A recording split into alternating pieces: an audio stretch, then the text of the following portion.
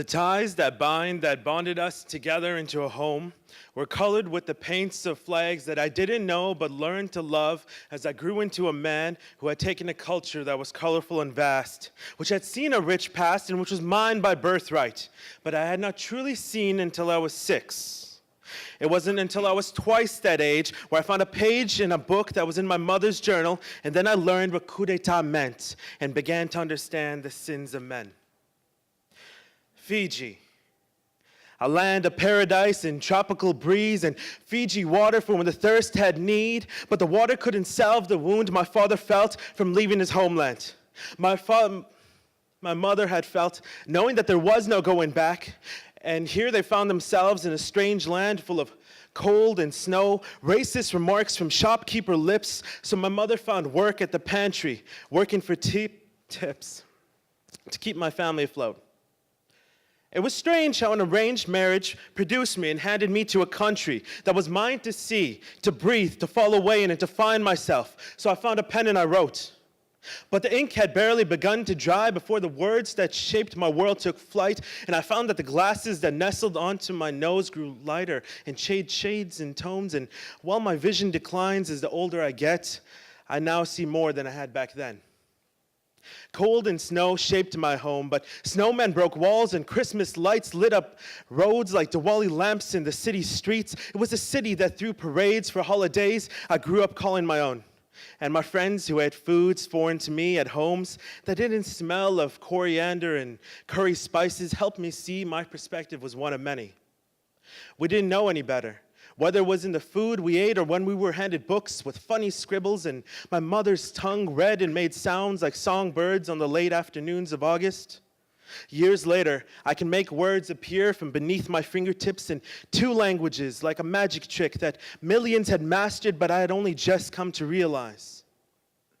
My story was written in 2 inks, one for the culture that gave me life, the other for the culture that opened my eyes, and together like an ice skating duet, they've etched into my book a beautiful story. A story of integration and maturation, a story that was written before my birth and will continue long after my death. This is the story I'm proud to share, a growing fable that is not finished yet. Good job, man. That was pretty good, man. Yeah, it was pretty good. Yeah. Good evening, everyone. I'm Rick Kumar. I'm Calvin, and we're here to talk about what migration means to us through rap and poetry. Yeah, specifically how it's shaped our art forms, right? Because I would call myself a poet. I'm the best rapper of all time. Yes, you are. Yeah.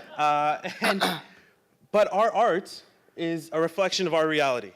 Like a great man once said, Ice Cube. Yes. Yes. Yeah. Oh, Yeah. I have to quote Ice Cube. Yeah. It's not a good presentation unless you do that. But with that being said, our realities are shaped by our culture, our cultures and our stories. Yeah. And more importantly, it's the experiences that we had growing up, right? My parents came here from Fiji. And my parents came here from the Philippines. And listening to their stories, and along with the stories that I've heard through my work with the Syrian refugees, it's helped change how my art comes out, right? Exactly. So, I was born and raised in Surrey, and I've never been to the Philippines. But my parents tell me stories from the Philippines all the time, growing up with no electricity in the village, not having as much as I do today. And it's given me another perspective, just to hear their stories. And it's made me feel thankful for what I do have, be grateful. It's, otherwise I'd just be like a spoiled little rapper, A lot of rappers are spoiled.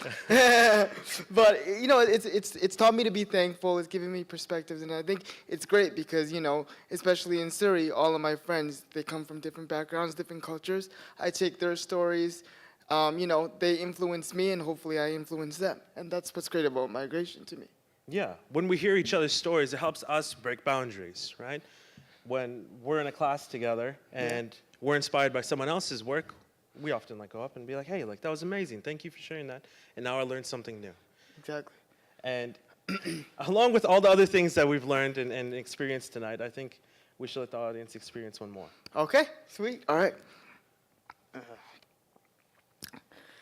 My gift is using words, rhyme, and vibration to express and invest my thoughts on operation. Kalvonix on a walrus, talk on migration. So listen to my art of conversation. Changes at the heart, the start of my presentation. Chose to move places, exposed to new nations. Prone to new gazes, shown to new faces. Loath to stay dormant, change to feel basic. Pains to live the greatest in the place where you give your culture and qualities to make a mark where you live. My parents moved to Canada when they were young kids, brought the Filipino pride so we know that we would strive. I live my life in combination of the values and teachings of a boy who grew up in Surrey, but in a family preaching of old values back at home when daddy didn't have much. In the little old village, no electronics and such. Coming to where I live now in hopes to live a bit better in colder weather, but the warmth is what we put in together. And I believe the change my parents faced in turn changed me. Taught me to be empathetic, respect everyone I see. Always respect other cultures because anyone could be migrating, operating, contemplating like me. Demonstrating a combination of two cultures in one. Shaping the city based on where they are from. It's beautiful. Based on the divine time spent on ways we make things suitable. My identity is splendidly made of things movable. Let me explain to all you people just in case you're confused. Migration gave me two cultures I could straight pick and choose. My parents took the Western world, made it really work.